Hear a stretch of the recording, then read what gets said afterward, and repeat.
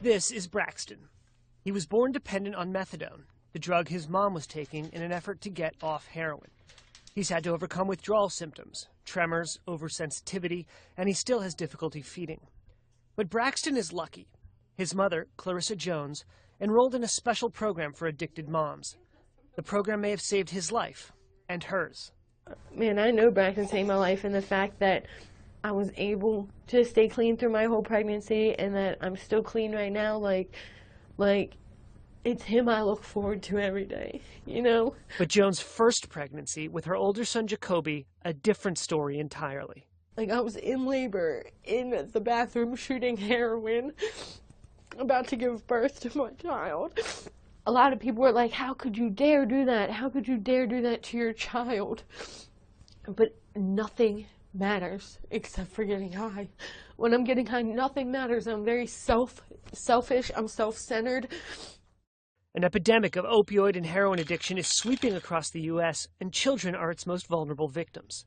Federal law calls on states to require that hospitals notify Child Protection Services when babies are born dependent on drugs. But that system is failing. A Reuters investigation found 110 cases since 2010 of babies dying preventable deaths after their mothers were discharged from hospitals, even as they struggled with addiction, ill-equipped to care for themselves or their infants. Joan says her first son, Jacoby, was born dependent on heroin, and even after she took him home, she continued to use, bringing Jacoby with her to buy drugs. I was driving, I was doing 55 and a 25, and I hit a parked car with my 22-day-old son in the back seat. Jones lost custody of Jacoby and then discovered she was pregnant a second time.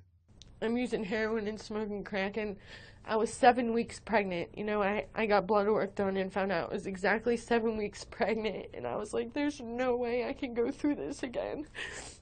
Jones found her way into the Johns Hopkins University Hospital Program for Addicted Mothers in Baltimore, which gave her shelter and monitored her use of prescribed methadone.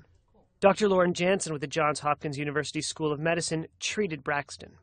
It's hard to provide this level of service to these populations because it's expensive, frankly. But if you don't provide these services to pregnant women at a time when they need it, and not, you know, a month later, when they need it, when they're ready for treatment, if you don't provide the services then, they won't get accessed. And what will happen is you'll have women that are the unfortunate women that don't ever access substance abuse treatment. They deliver infants that are removed from their custody.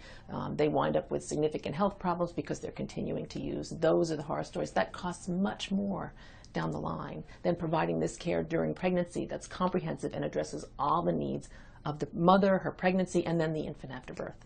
In 2013, 27,000 babies were born dependent on drugs, more than 5 times the number in 2003. It is a crisis. It is epidemic.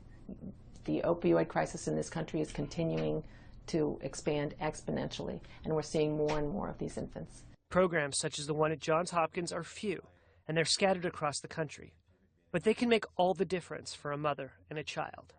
I know that there is a program out there that is going to offer the resources that I needed or that someone else might need to save your baby's life, to save your life. Jones regains custody of her older son, Jacoby, on December 9th.